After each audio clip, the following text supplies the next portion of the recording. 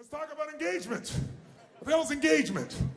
Engagement is where everything grows. What's our job in business? Our job is to add more what? Win, once in a while or every time. If you do it for decades, you become a brand. If you become a brand, people will bend down on one knee, reach behind other things to buy Coca-Cola. Even though very often when you do studies, and they've done in the past, some of their competing brands seem to have a better taste test result. People don't give a shit, give me the Coke. Because it gives them certainty, because it becomes part of their identity, right?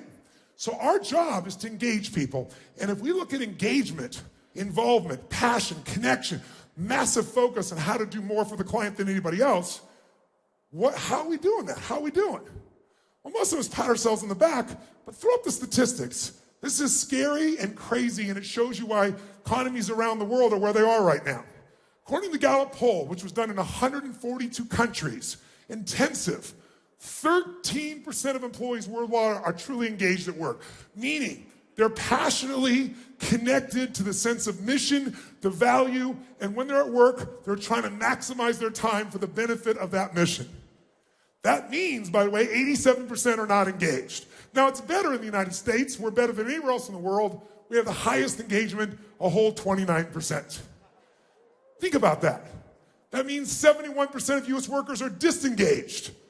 That's pretty crazy. Does that make you crazy? And I know it's true. You know, when I went on this last book tour, I did 110 interviews. It's crazy, the most I'd ever done.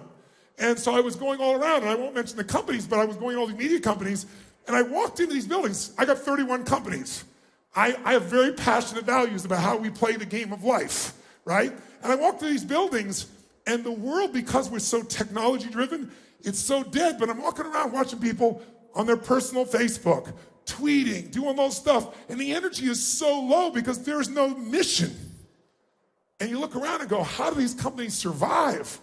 And if you look at our economy, our productivity has dropped. Everything else dropped because now we're so distracted because we have so few companies that have that mission connection today. And the ones that do, they dominate, completely dominate in that process. Now, what should really concern you is the next statistic. 24% are actively disengaged. What does that mean? It means they have no passion for their work, they lack any motivation to get the job done, they're unhappy, and they're likely to attack the company. If you're trying to grow your business and 1/4 of them are trying to screw you over that work for you, that are your partners, how many know people like this in your own business? Come on, raise your hand if you know them. Nice and high, raise your hand if you look around the room. Clearly, Donald Trump has at least one of those that sent his taxes to the New York Times. Right? Somebody was actively disengaged at the Trump organization, sent his tax returns, and kind of gave him a whole nother challenge for him to deal with once again in case he didn't have enough before this. That's how bad it is. Now here's what's great. The companies that do have engagement have an unbelievable competitive advantage. You name, what are some of the companies that have the most engaged employees? Instead of me telling you, you tell me. Oh, they're already putting it out there. Thank you so much. Your timing is wonderful. We put Salesforce. Do they have you engaged, yes or no? What other company gets a convention of 100,000 people to come and spend time for days, throws the best parties with YouTube, gives you the best technology, and you want to come back? How many have come back here more than once to this Dreamforce? Let me see your hands. That's called engagement. But the employees at Salesforce are engaged. Because Mark started out with a vision from the very beginning. We're both into contribution. In the very beginning, he said, Tony, we'll do this 1-1-1 plan that now Google uses, right? 1% of our stock, 1% of our profits, 1% of our time. I'm sure he'll go over the newest statistics in his talk tomorrow, so I won't say a word and steal that from his company, his ideas, but I'm impressed, and I'm sure you will be too. Google, Starbucks, Zappos, you name it. Tony Robbins, somebody, but that's the slide of Tony Robbins. Okay, I'll get that. They're trying to put us with Salesforce. We're not in that realm. Not yet, anyway. So the point is, what these companies have is an advantage. Here are the statistics that the study showed. Throw them up there real quick for us, if you would. One of the things you see immediately when you look at these companies, they're 20% higher profitability on average, 10% higher customer ratings, 28% less theft, 48% fewer safety incidents. I'll tell you what else they found. Nearly 2 times greater satisfaction at work, 1.7 to be exact. And they're 3 times more likely to stay. How important is that to a company's sustainability, right? Today, the average cost, if you lose a sales executive, it costs you $1 million in business. It'll take 12 months before you were back to the same level to replace that person, all because you didn't fully engage. So how do we get people to engage? We get them to engage because think about this. How can you get us to engage if you're not fully engaged? And how many of us have been guilty of getting overwhelmed, stressed, frustrated, whatever, and not being fully engaged? Who's been there before? Even in this room of engaged people, raise your hand and say, I. So if we, the hungry, driven ones, can let this happen to ourselves, you can know what's happening with everybody else that's not as driven as you are in this area. So it is a challenge, to say the least. How do we solve that challenge? Well, you can't move someone if you're not moved. You can't touch someone if you're not touched. And that's why what we're here to do today, I want to talk about in a few moments, may be the most important thing of all. And that is making sure that you are fully engaged in a way that produces the maximum results that you want. So rather than me tell you, if I tell you to be me telling you, here's what I want you to do. Stand up just for a second, real fast. Stand up. Shake your body out. Shake it out just for a second. Shake it out. Shake it out. And put yourself in a group of 3 people as fast as you can. If you got a notebook with you, you're welcome to do it, but go grab 3 people real fast. And one of you grab a notebook or a phone or an iPad or something. And what I like to do, all 3 of you raise your right index finger towards the ceiling in your group. All 3 of you. Okay? Point to the leader of your group now.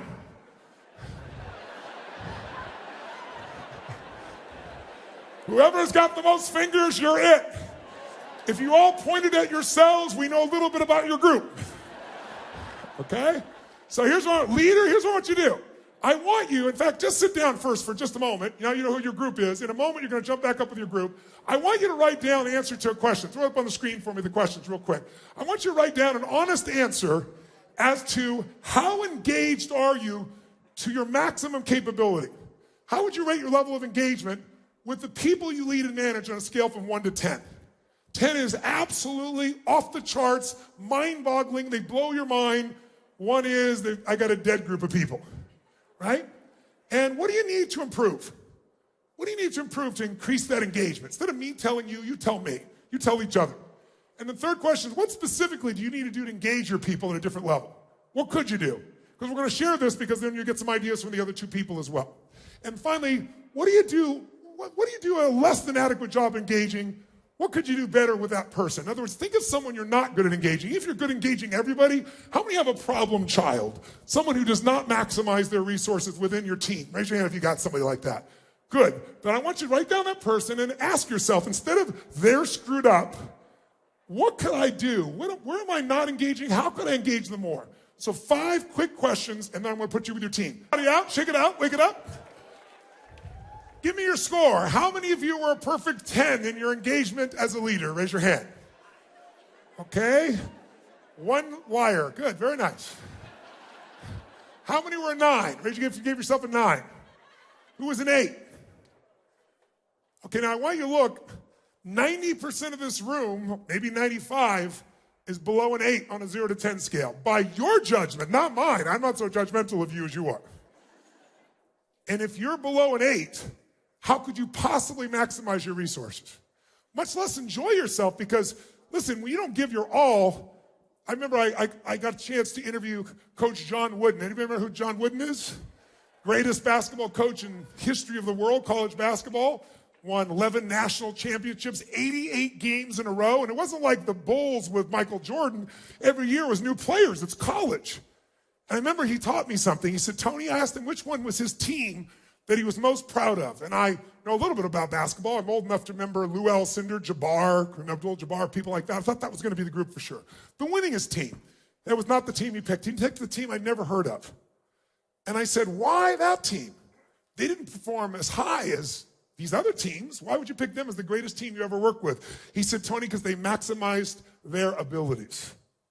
He said, you know what? He taught, anyone ever worked or was coached by Coach Wooden, he taught people really something simple. He taught them how to be great men. And the way he did it was, he said, it's really simple. Stop thinking about the score of the game and focus on one thing you can control: how much you give every moment you're on that court. He said, there are going to be days when you win and when you lose. But the only days you're going to know when you win or lose are going to be by your measurement of yourself. If every single moment you're on that court, you're engaged at level 10 or above, if such a thing were to exist, and you gave every ounce of yourself every minute on the court, then it doesn't matter what the score is, you won. Because you became more and you gave more. And in life, we don't get to keep anything except what we give. Because that's what makes us become something different. His entire mindset, by the way, was if you give your all every single moment on the court, and every one of us does, if all of us are 100% engaged, he said 99% of the time you're going to the highest score. Sometimes someone's going to get lucky, they'll get a different call, the ball will drop. But you can't control that. You can control you. So if you're below an 8, which most of this room is, it might be time to change. And maybe that's what I felt when I walked in this room and the energy was lower. It's like, it's not a judgment. It's just, I want you to have the enjoyment that comes at 10. How many can remember a time where you were so engaged in something that bombs could be going off? You would know you were like right there in the zone. Nothing else could distract you. Who's ever been in that place? Say, I. Make a sound of how it feels when you're in that state. Make a sound. Go for it. Now, make the sound of level 7 engagement. And then imagine doing that every day. So then you want to find some new technology that will get you excited again. And the technology is only as good as our engagement. Who's with me on this? Say I. So now I want to ask you real fast, round robin, while you're standing with your group. What makes someone engaging? What makes someone disengaging? Make a list. You have 1 minute. Go. Together. Do it together. Don't sit down. Do it together.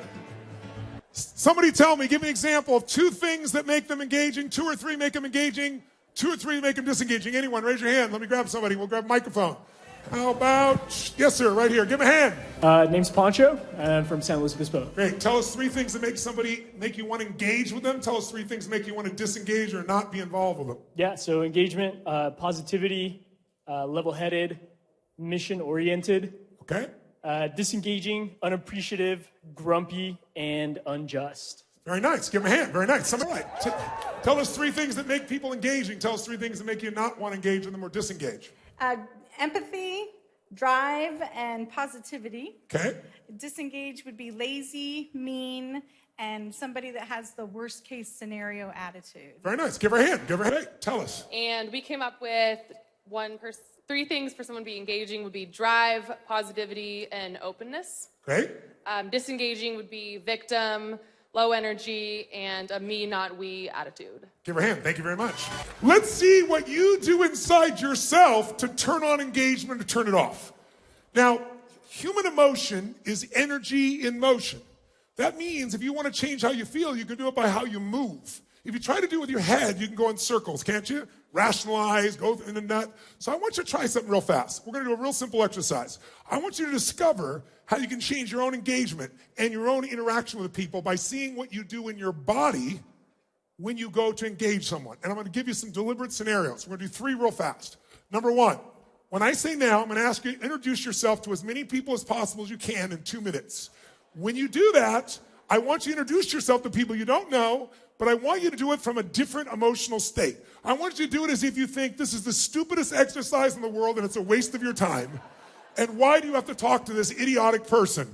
In other words, you're not going to say it, but I want you to walk up to them like it's a total waste of your time. Hi, how you doing? You're going to shake their hand like, you, sir, come here. You, come here. Come here. What's your name? What? Adrian? Adrian. Deliberately walk up and be in a state where you really think it's a waste of your time. Why do I have to talk to this person, but you're going to do it anyway? And I want you to notice, listen, notice what you do to be in that state in your body. What do you do with your face? What do you do with your breathing? What do you do with your posture? Do you go straight towards them or do you hesitate? I want you to notice not only how it feels to be greeted that way, that'll be obvious. I want you to notice what you got to do to be in a state where you disengage with someone like it's a waste of your time. Get to as many people as you can in a minute and a half and notice what you do. By the way, you're going to be in a state where you don't want to do this. You're just doing it because you have to. Go. Okay, stop wherever you are in the room. Freeze. Freeze where you are in the room.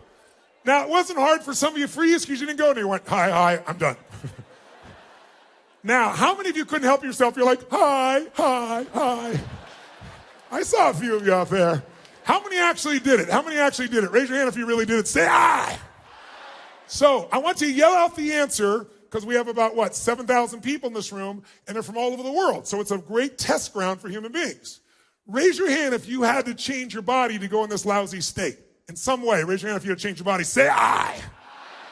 Raise your hand and say I if you change the muscles in your face to get in this little annoyed state. Say I. Tell me, did you increase your breathing more full or more shallow in this state? Nice and loud. Which one? Shallow. Which one? Shallow. Did you talk louder or quieter? Quieter. Which one? Quieter. Which one? Quieter. Did you talk faster or slower in this state? Which one? Kind of like the room when I walked in here. And I want you to get this. There are 7,000 people here from, 100 plus countries? And you're all saying the exact same thing, and I didn't tell you those things, you're telling me, because in order to go in that crappy state, that's what you all have to do. If you use your body that way, you're going to feel lousy no matter who you're around. And many of us don't, we think it's other people, and it's the state we put ourselves in. So there's a pattern here that's pretty universal, isn't there? So let's try something. Shake that out of your body. Get out of that state. And let's try a totally different state this time. This time, I want you to do this like you're a little kid. If you do it like an adult, you're like, why are we doing this stupid exercise? But if you're a kid, you have fun with stuff. Who's going to have some fun with this? Say, I. Awesome. And here's what I want you to do. In a moment, I want you to introduce yourself to as many people, different people again.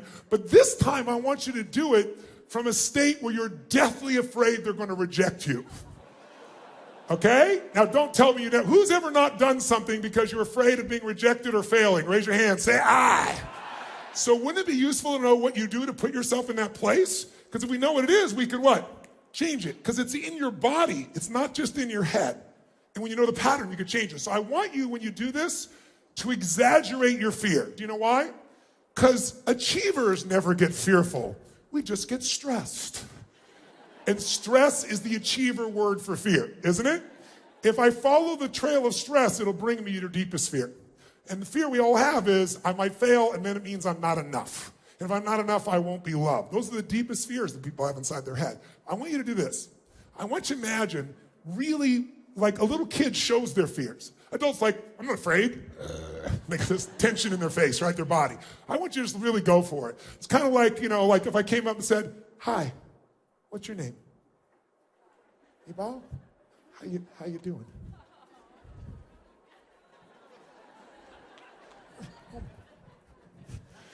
Give her a hand. It's Evolve, ladies and gentlemen. Give her a hand. It's kind of like, how many of you in this room have ever watched, let's say the Olympics, the Winter Olympics on television?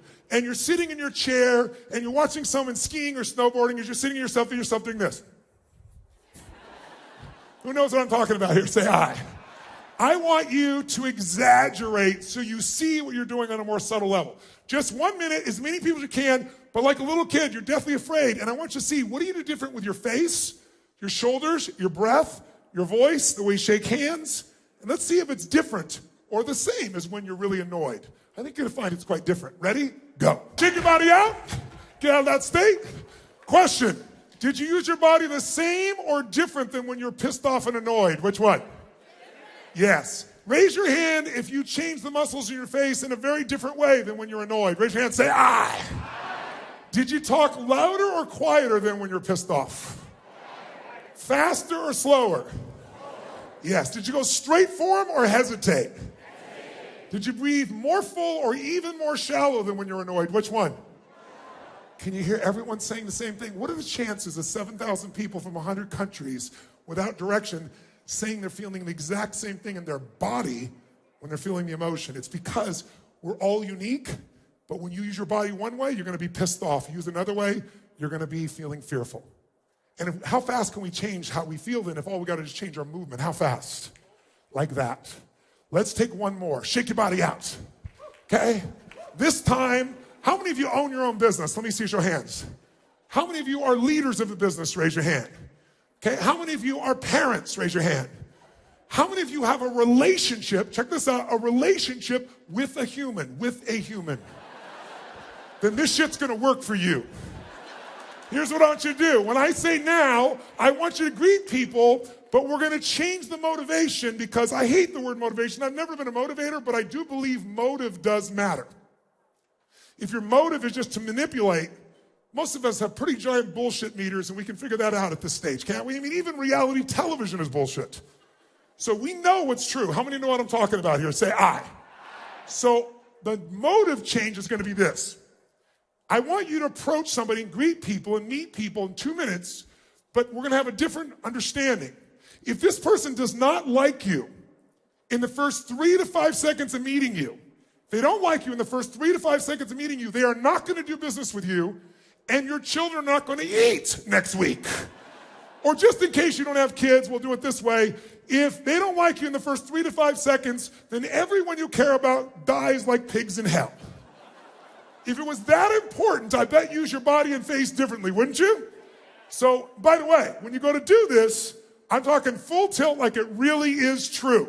And let's see if you use your face, your voice, and your body differently. Ready? Go. If that felt better, say aye. Say aye. Question, did you use more of your body or less of your body? More muscles in your face or less? More voice, louder voice or quieter? Faster or slower than the other two we did? Did you hesitate or go straight for them? Did you touch them? Did it feel good? Why? You should have seen who I touched. No. Because emotion is created by motion. In other words, listen to me. If you use more of the gifts your Creator has given you, you will experience the gifts you think you're looking for someone.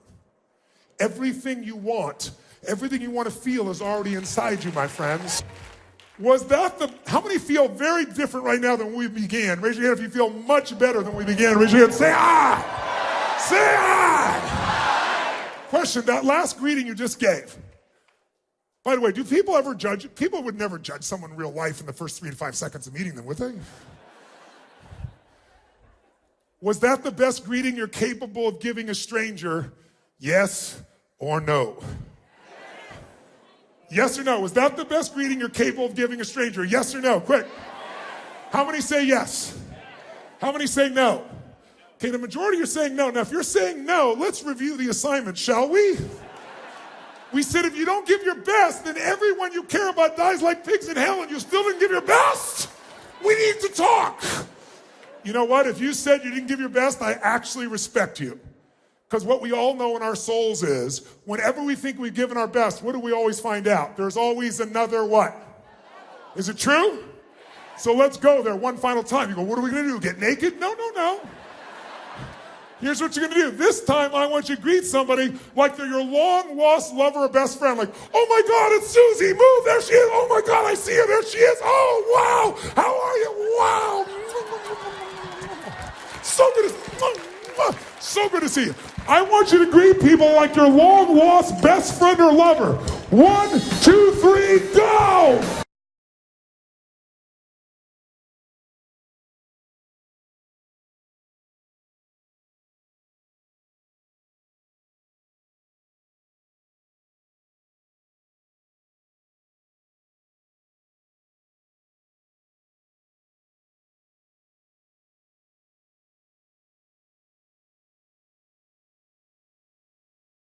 Say yes! Say yes! Did you use more of your body or less? More muscles in your face or less? More oxygen or less? Did you talk louder or quieter? Faster or slower? Did you hesitate or go straight for them? Did you touch them? Did it feel good? Why? Oh shit, you already forgot. Because emotion is created by...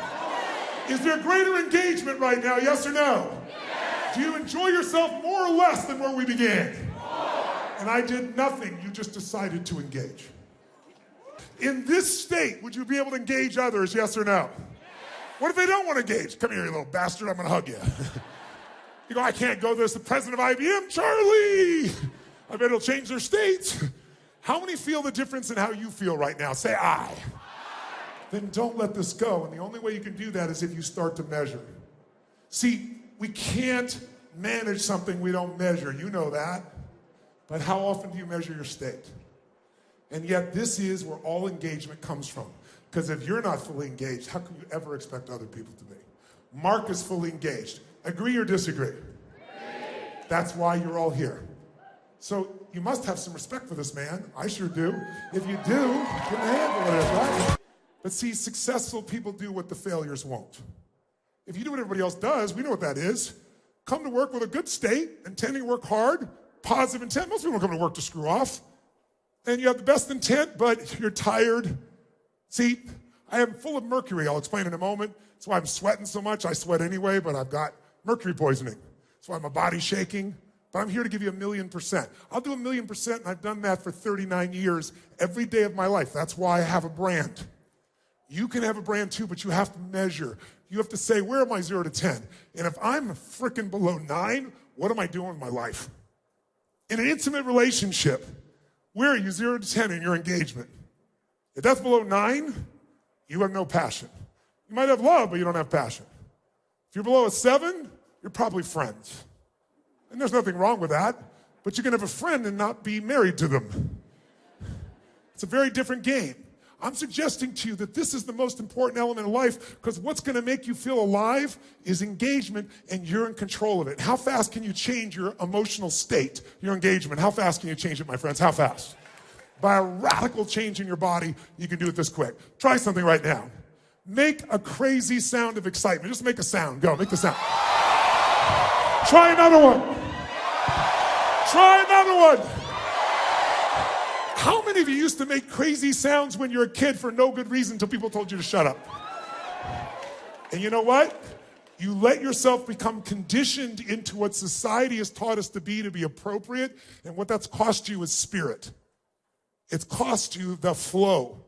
And when you look at the people that you're most entertained by, if you look at, when you watch YouTube, if you watch a business person like Mark, who you really feel moves you, it's because they do what nobody else does, because they put themselves in state. He doesn't feel like it every day any more than I do. But he still does it every day. You know why? He does it enough until it becomes him. It's like an athlete. You build muscle. There's emotional muscle. What's more important than emotional muscles? They are the spiritual experience of life. What's more important than courage? Courage unused, what happens to it if you don't engage your courage enough? If you don't engage it over and over again, what's going to happen to it? Grow or shrink? Which one? Faith uninvested. What happens to faith that you don't actively use? It dwindles. Passion unexpressed. Does it grow or shrink, my friends? Which one? And everything you want in your life, you can have if you have the resources of these emotions, but these emotions come from being in a peak state. So whether I'm working with presidents of countries, of which I've worked with many, royalty, athletes, the best performers in the world, entertainers, they're all geniuses at this. And I get the phone call because they want to go to the next level because they're already great, but they won't settle because they're always looking to be more. Because they know a 2% difference like this, you take it out a week from now, 10-degree difference, a month from now, 6 months from now, you have a different life. Or people come see me when they have a challenge. They're either the best in the world or they're challenged. They got a birthday with a 0 on it, right? They lost their job, or they built their company, they sold it for $500 million, and now they're bored and they want to figure out what to do. People suddenly, when they get hungry, is when they look for answers. I don't deal with people who aren't hungry. They think I'm an idiot, I'm some positive thinking guy, because they're never going to investigate the truth. They don't want it. But who comes to me is somebody who's hungry. And what we want to do is fan our hunger, but tie to that a new, simple discipline. Where am I 0 to 10?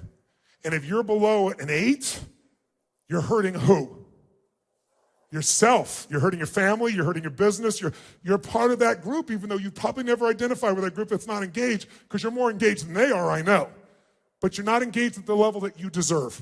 Who's with me here? Say I. This is what engagement feels like.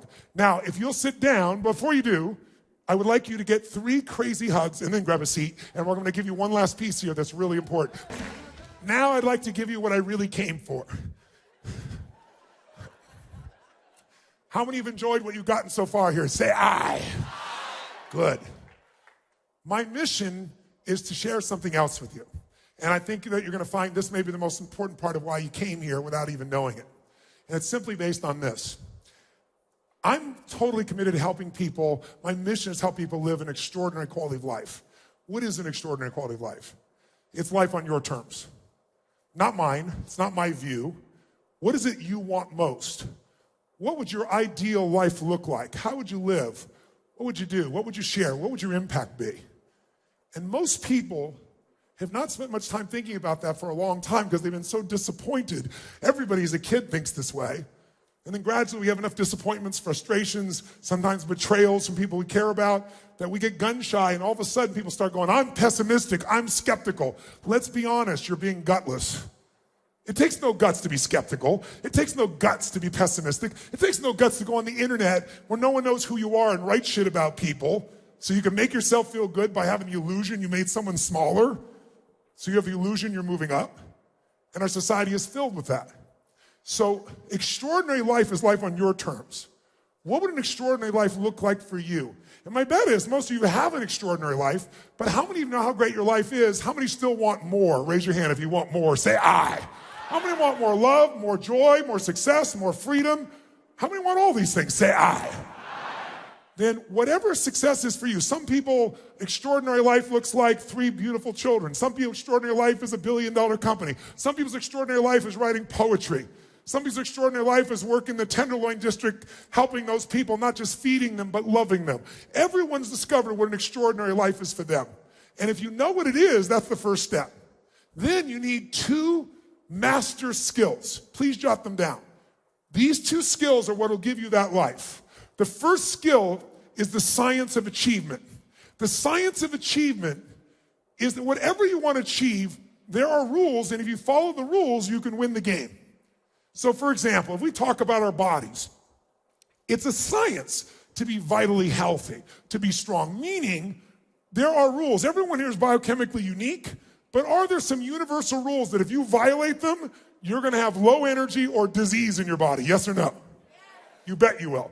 Are there a set of rules that if you align by them, you're going to have an abundance of energy and a vital level of health? Yes or no? So I don't care what you believe. If you jump off a cliff, you are going to drop. I don't care what you believe. If you violate the science of your health, you're going to have problems. The same thing is true financially. I spent 4 years, now it's been 6, interviewing some of the most brilliant financial minds literally in the world. Warren Buffett, Carl Icahn, Ray Dalio. And by the way, one of them I just mentioned you probably didn't know the name of. How many of you know who Ray Dalio is? Look at this room. 7,000 people, only a couple dozen. The richest people in the world all know who Ray Dalio is.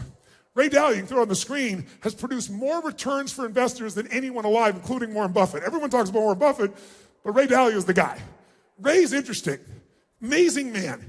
This guy, when I interviewed him, is a man who is the largest hedge fund in the world. Rich people give their money to hedge funds. And when they give it to hedge funds, a big hedge fund might be like $15 billion, raise $165 billion.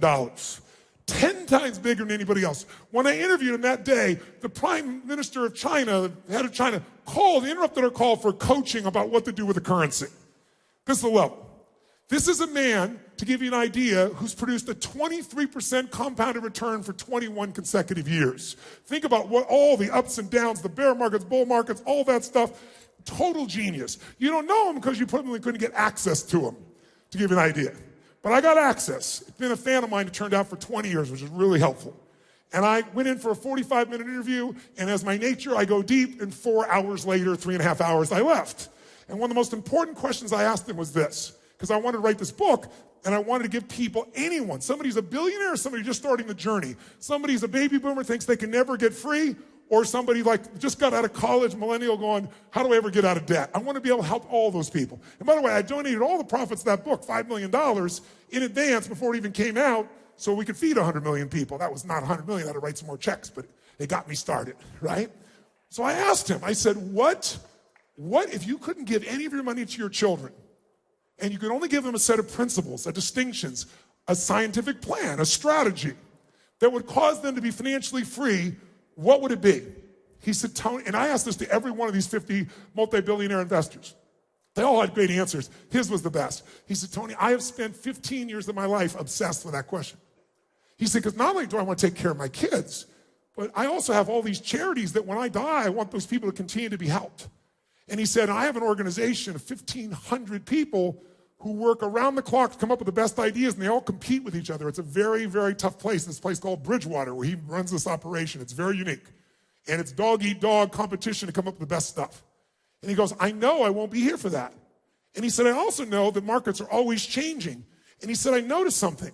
Everybody tells you what to do financially, and they say diversify, and they tell you to put this much in bonds and this much in stocks, and that's supposed to protect you. And he said, no one talks about the dirty little secret, which is when the markets drop, like 2008, 2000, it all goes down.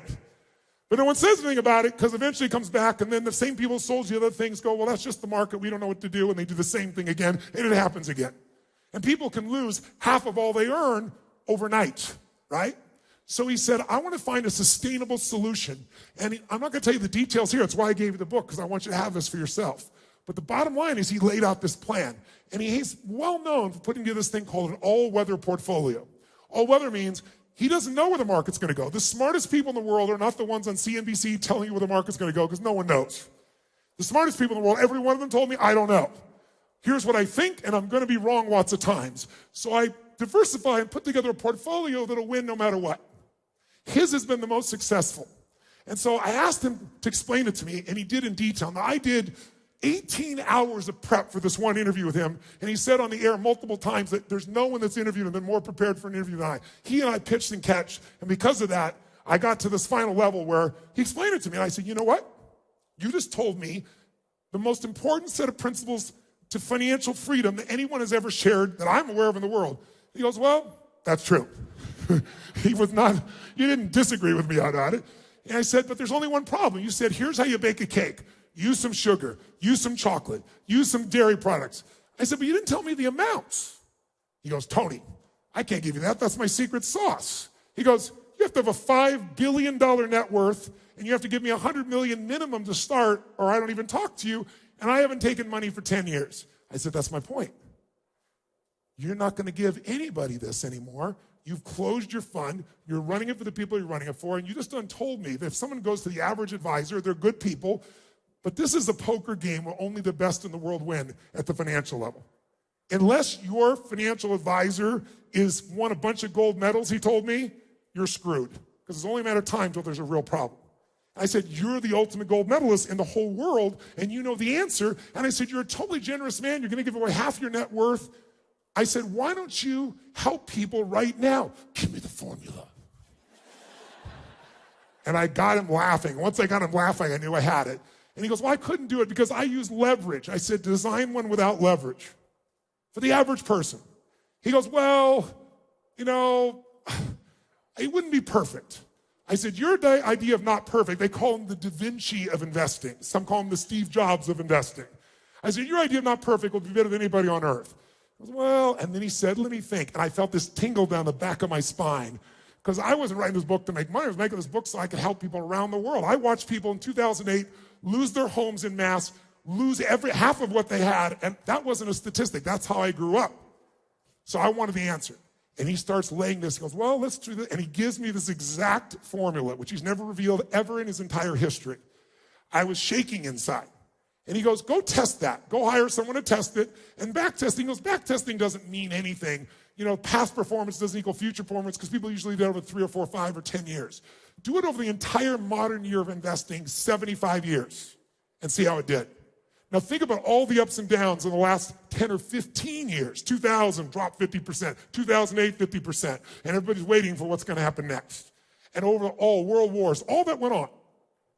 We went and tested. I hired 2 different firms. One guy called me 11:30 at night. He's never called me 11:30 at night. He goes, Tony, I got to talk to you. I said, what happened?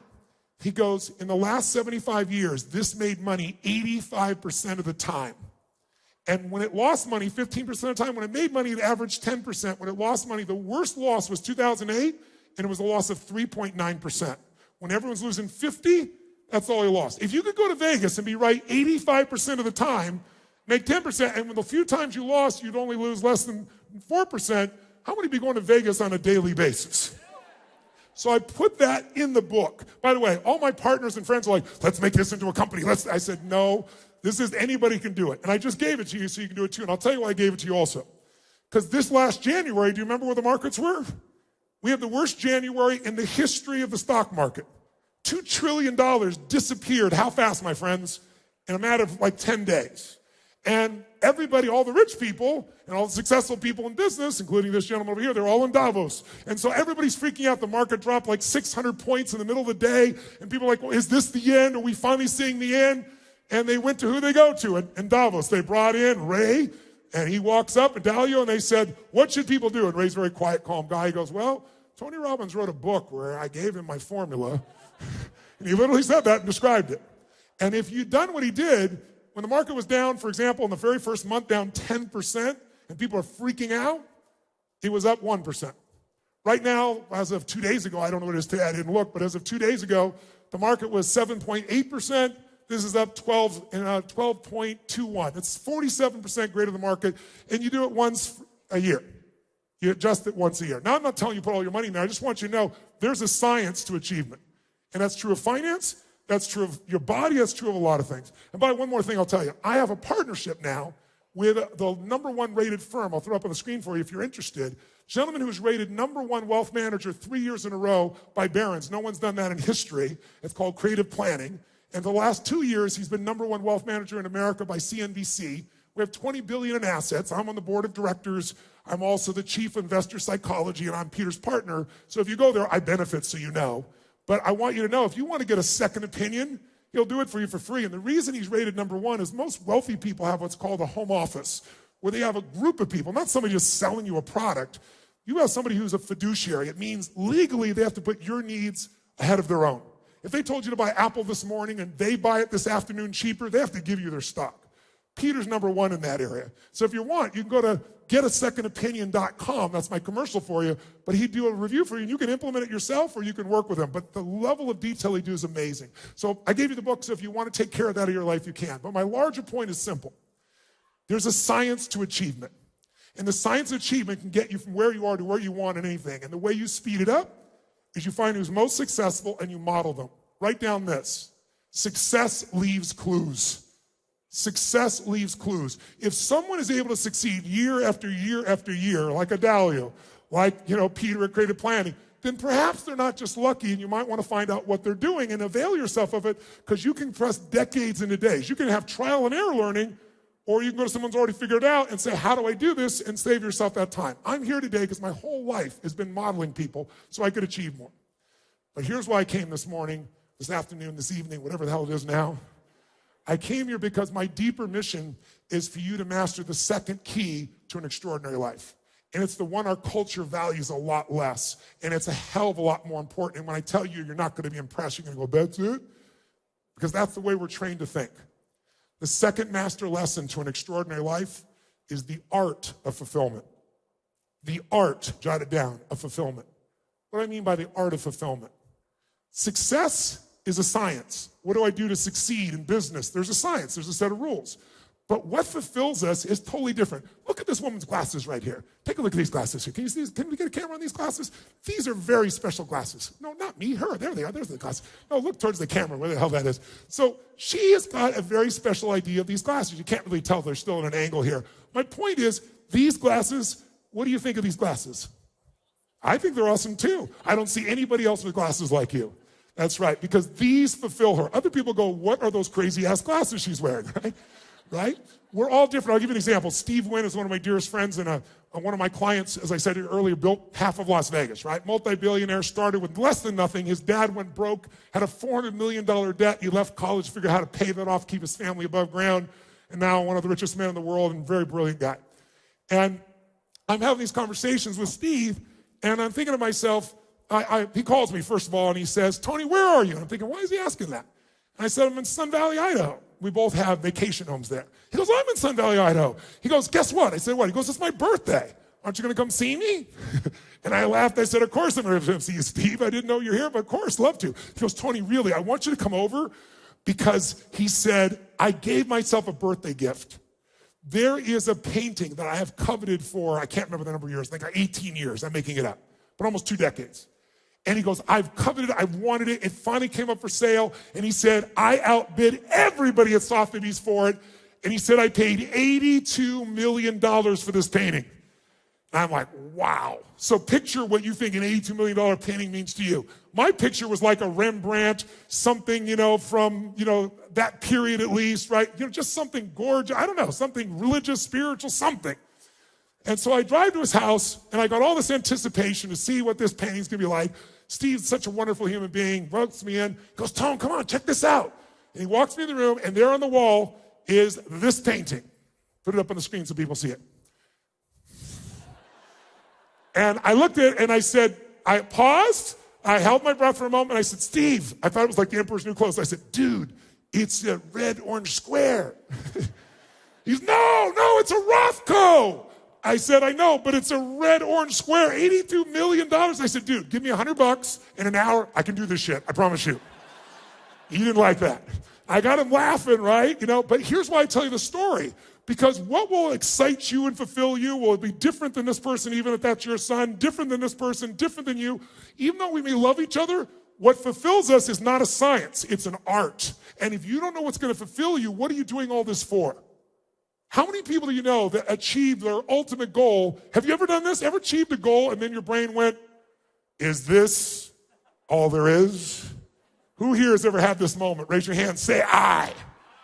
Isn't that moment worse than failing? Because most of us in this room, if you fail, you don't fail. What do? You get up and just what? Try something else. You're going to keep persisting till you find it, right? But if you succeed and you're unhappy, now you're what I call technically screwed, right?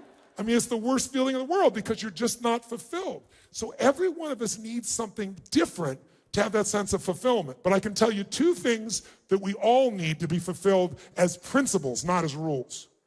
Number one, we must grow. If you don't grow, it doesn't matter how much money you have. It doesn't matter how many Academy Awards you have. It doesn't matter how many people respect you. It doesn't matter if you have 4 perfect children. It doesn't matter if you have so much love. You're not going to feel it. How many follow what I'm talking about here? Say I. So if we don't grow, we what? You grow or you die. If you don't grow your business, it's dying. If your relationship's not growing, it's dying. There's no plateau. Who's with me on this here? Raise your hand. Say I. So I'll give you a perfect example of this. I feel like we lost in this country a national treasure a little bit more than 2 years ago. I'm talking about Robin Williams. How many of you in this room, I want you to raise your hand, not if you liked Robin Williams. Raise your hand if you loved this man. Raise your hand if you loved him. Keep your hand up nice and high if you would. Keep your hand and look at the number of people that love this man. It's 98% of the room. There's only 2% assholes in this room that didn't like Robin Williams. I've asked this question this year in Sydney, Australia, in Tokyo, in Beijing, China, in South America, in Peru. I've been all over the world. I've did 16 countries this year. Every place I've asked, every place I've gone, in every language being translated, on average, 98% of people raise their hand saying they loved him. And I always say, don't raise your hand if you liked him. Now, here's my question about this incredible soul, Robin. Was he a master of the science of achievement? Yes or no? Yes or no? He had a dream to go to Hollywood and do his own TV program.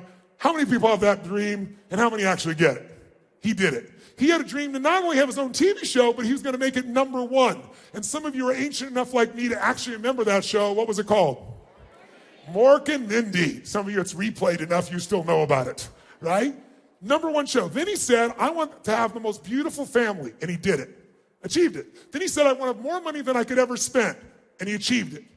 Then he said, I want to make movies. And he did it. Then he said, I want to make movies, and I want to make movies, and I want to win an Academy Award, watch this, for not being funny. His primary skill. And he won an Academy Award for drama, for dramatic performance. He did all of that, and then he hung himself.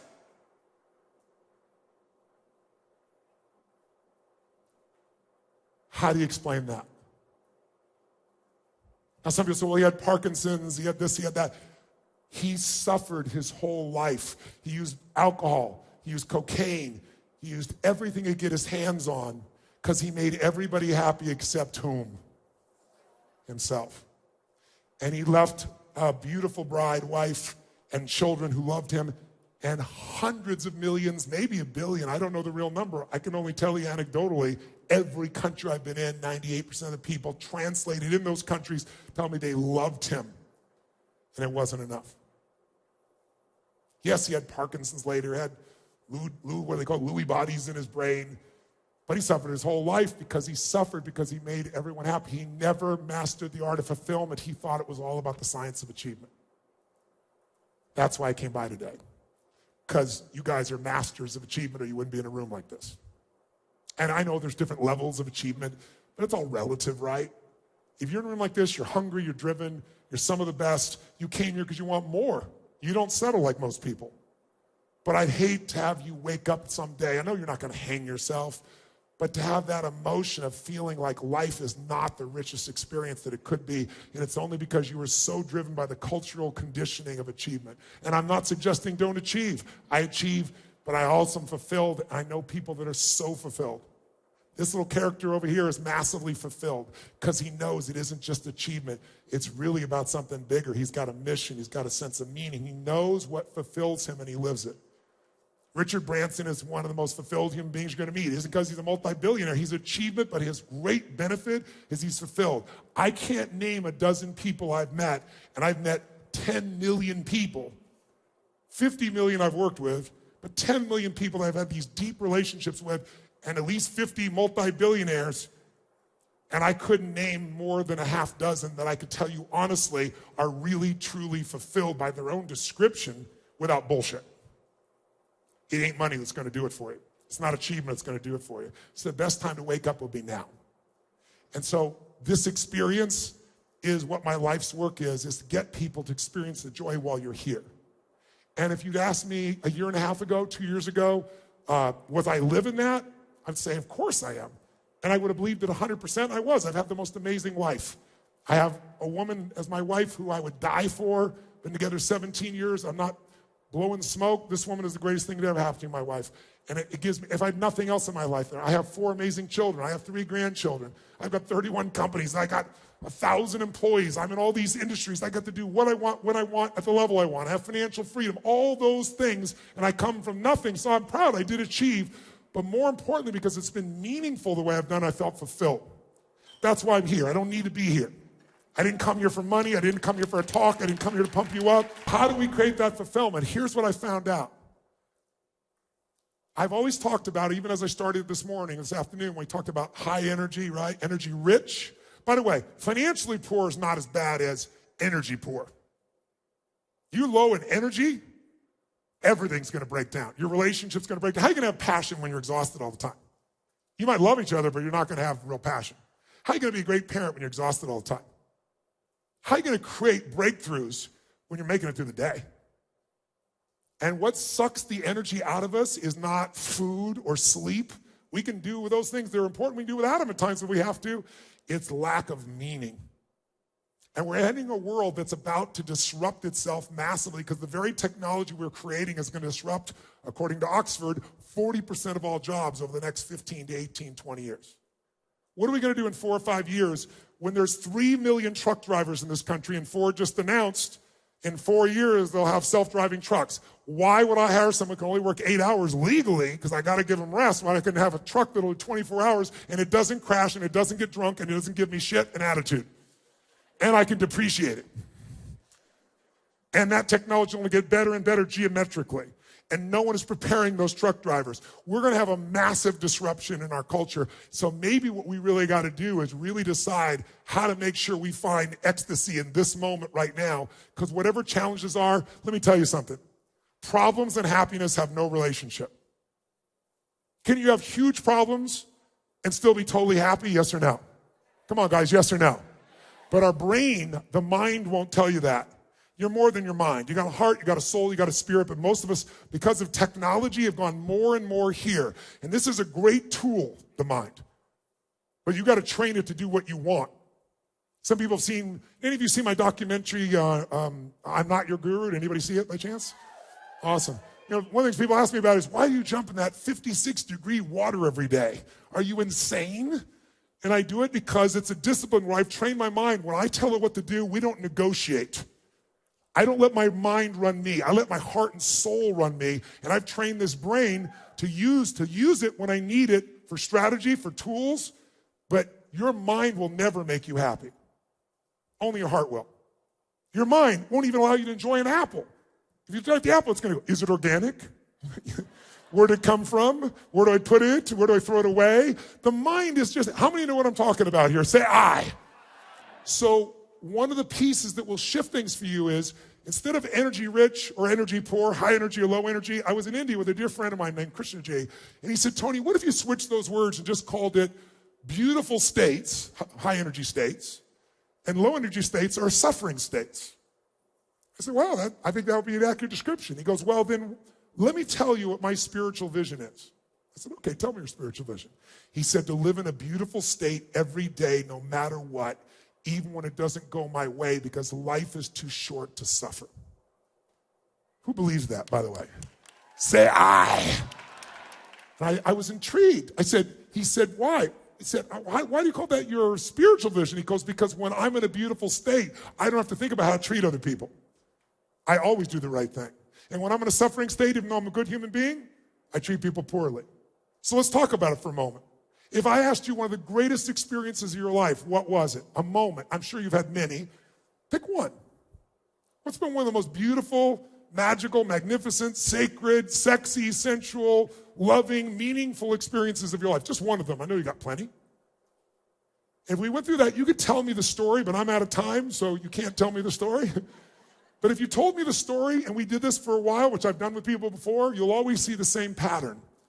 The pattern of what makes you most alive is things that give you these emotions you want most. Beautiful states like love, or joy, or gratitude, or excitement, or hunger, or drive, or creativity. See, you don't just have happiness. If it's only one state you're going after, your brain needs variety. Ever been so happy you smiled so much your face hurt? Who knows what I'm talking about here? So we need lots of beautiful states. But here's what I could tell you. When you're in a beautiful state, everything goes. Now, what's a suffering state? I don't think anyone in this room, I could be wrong. I sure know if you would ask me a year and a half ago, do I suffer? I would have laughed. Suffer? Are you kidding? You see my wife, see my life, see what I got to do, see who my friends are. I have the most magnificent life, and I wouldn't be being phony. I was being totally authentic. It's just like achievers aren't fearful, they get stressed. No achiever suffers, but they do. Because it's not consistent. That word's not consistent with our identity, is it? But what if suffering was any state that takes you out of your heart and soul and makes you feel fulfilled, like frustration, anger, overwhelm, stress, worry, concern? And by the way, I would get pissed off and frustrated, but I would say to myself, that's not suffering, that's part of life. That's what I believe, and whatever you believe, you'll live. And I then began to realize, no, it's not.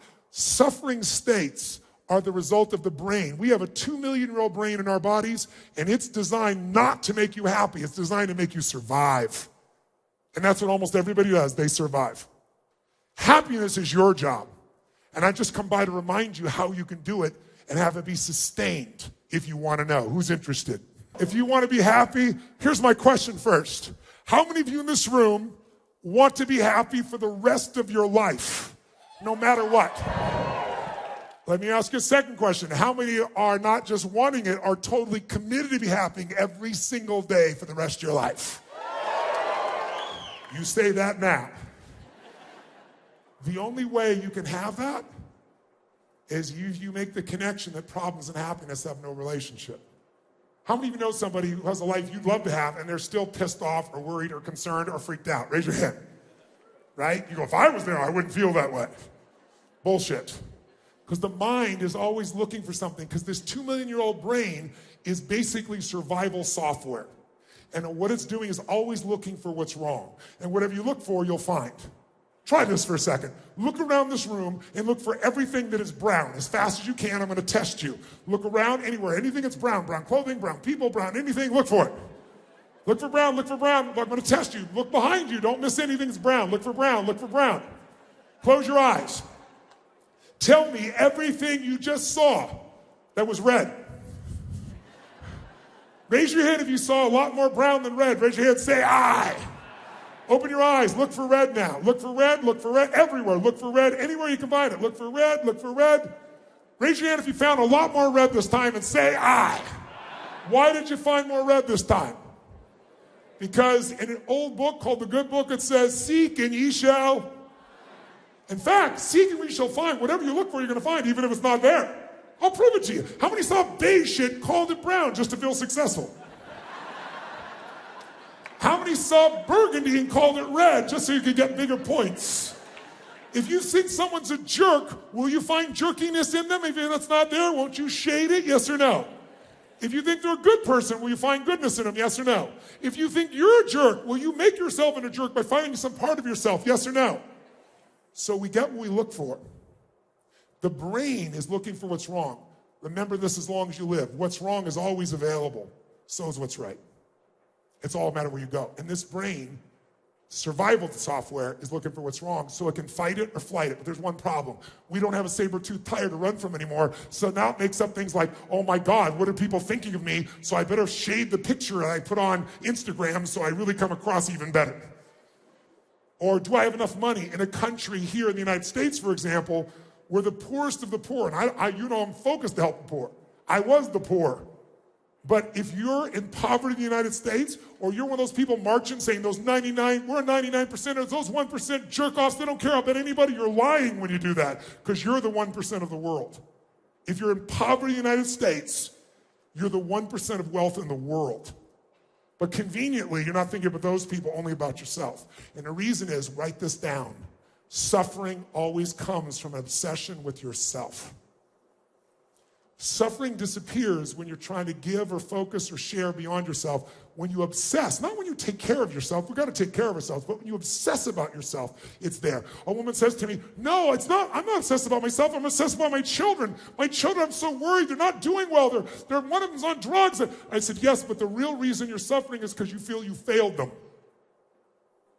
If you ever look at when you continuously suffer, it's because you're focused on yourself. Raise your hand if you can see this, right? You think about the thoughts, what you're not getting, what you're not experiencing, what you're not finding. And what's interesting is when we're inside our own head about ourselves, we're in that survival software, and we go into this scarcity that freaks us out. And we don't treat people well. Somebody asked me just recently, they said, how do you explain what kind of person could do what we saw in Nice, we saw in Paris, we saw in San Bernardino, we saw in Orlando, like go in someplace and kill other human beings, men, women, and children. They don't even know. Cold-blooded murder. I said, I can't tell you who did it, but I can tell you who didn't do it. It wasn't a fulfilled person. It wasn't a happy human being. Happy human beings, fulfilled human beings in beautiful states don't try to hurt other people. They don't try to steal from other people. They don't try to tear other people down. They don't write shit about them on the web. And they sure as hell don't kill people, plant bombs, or shoot people with bullets. It takes a really disturbed person to do that. And you know what? Most people are disturbed at times because the mind will make you disturbed even though you're not. Because it's a device. It's going to fight or it's going to flight. And if you let this run your life, you go to sleep, you're going to have the pain that all of us feel at times. But I came by today to remind you that you're in charge and that you can change it with just a couple of distinctions. And what are those distinctions? Number one, you have to first identify that you do suffer, even though you would never say that. I would never say I'd suffered. I'd say, well, of course I get pissed off and frustrated, but that's such a minority of my time. Is any moment worth suffering over in this life? And when you're suffering, by the way, suffering begets more suffering. Is it true? When you're suffering, do you affect other people? Even if you don't try to hurt them to say something, do they feel it? Do your kids, does your husband, does your wife, do your coworkers feel when you're suffering, yes or no? So you're stealing from that energy. And it's simply because you didn't do the following steps. Here they are. Want to know them? Here they are. One, you got to identify your favorite flavor of suffering. Because we all have one. Is yours worry? Is it pissed off? Is it concern? Is it feeling less than? Feeling not enough? What is your favorite flavor of suffering? What is the emotion that puts you in a state that's unresourceful? And when you're unresourceful, it's hard to solve it, isn't it? You might say, but I want to just go solve this. You can solve your problem so much faster in a resourceful state, in a beautiful state, than a problem state. Because when you're not hooked, you can get through to people. But when you're hooked, people feel that, and they don't know how to react to it. And it fires off their suffering. And people, they unconsciously start to not connect. And then we end up with that disengagement that at the lowest level shows up in business, and at the most important level shows up in your intimate life with those you love. And so if we want to change it, you got to discover. So what, if I asked you right now, young lady with the glasses, you stand up so nicely, what's your favorite flavor of suffering? That I'm not enough. What's your favorite flavor of suffering, sir? Not being recognized. Well, shit, you just got in front of 10 million people across the web, and yeah, you're doing good. Shine your head up, give you a little kiss for that. You're acknowledged now, right? Okay? What is your most favorite flavor of suffering? Worry, right? Mine was frustration. You know what I found out? I realized my happiness was so cheap. All it took was this for me to become unhappy. Because remember I told you, I got 31 companies, 7 different areas, different types of businesses, all around the world, 1,000 employees. I got a question for you. What are the chances that somebody's screwing something up right now with that many companies all around the world on 3 continents, 1,000 plus people? What are the chances somebody's messing something up right now? What are the chances? Tell me quick. 100%. And all I need is have this nearby. And look at it. There's one right there. There's a text. I can see it. Somebody's messed something up. And what is messed something up? What did it take for me to lose my happiness? Someone not to do what I think they should do ideally now. And the more people you care about, and the more people you interact, the greatest chance that this is going to be happening all the time. So I'd find myself happy. Ah, shit. Oh, that's where I go. Oh, man. I'd use a different word. F, something, When I was really suffering, I'd go in a different language. Who knows who uses different language when you're suffering? Let me see your hands here. Right? Part of you know you're suffering by the language you use. And so I began to realize I'm giving up my happiness over this. If in order for you to be happy, everybody's got to do what you think they should do, you're never going to sustain happiness. I would love for you to be happy the rest of your life. I can't do it for you, but I can tell you how because I'm doing it. You have to decide what's your favorite flavor of suffering, and then you have to make the most important decision of your life. And I never would have said this before. I would have said the most important decision of your life, I believed in the past, is who you love. Who you spend time with is who you become. I still think that's one of the most important decisions of your life. But my wife and I both agree now. The most important decision is deciding not to suffer anymore, that life is too short, and that you're going to find joy, beautiful states in every moment, and you're committed to it even when it doesn't go your way, even when it rains on your parade. See, I don't want you to ever feel pain if I could help it. I don't know you, but I hate suffering because I grew up suffering. I had 4 different fathers. I had a mother that loved me, but she would beat the hell out of me. She would put liquid soap down my throat until I threw up because she thought I was lying and I wasn't. I mean, it was crazy stuff. But if she'd been the mother I wanted, I would not be the man I'm proud to be. Because I wouldn't have this drive. Why would I be here? Why would I go feed 1 billion people? Why would I do the things I'm doing? So you know what? Sometimes not getting what you want is what makes you into something that's got something more to give. So if you make this decision, I don't want you to ever have pain if I could help it, but I can't. So that means you make the decision, I'm going to be happy even if someone I love dies. Because what good is it for you to live in suffering when they die? Would they want that? But we have cultural conditioning that makes us think that we're supposed to do this. And so many people think suffering is a positive emotion or it's noble. Suffering people don't inspire others. They don't lift others. See, while you're suffering, you're not there for the other people that don't understand what you know, who are crying, that are hurting, and you could be comforting. But you can't do it when you're suffering. You're inside of you. Who understands what I'm talking about here? Say, I. So if you make the decision, when I say a decision, most people's idea of decision, they state a preference. I've decided I'm going to do this, but they aren't committed. If you're totally committed, what do? I always tell people, if you want to take the island, burn the boats. Because as long as there's a way out, our brains will take it. Our brains will take it. Our brains will take it. Our brains will take it. Our brains will take it.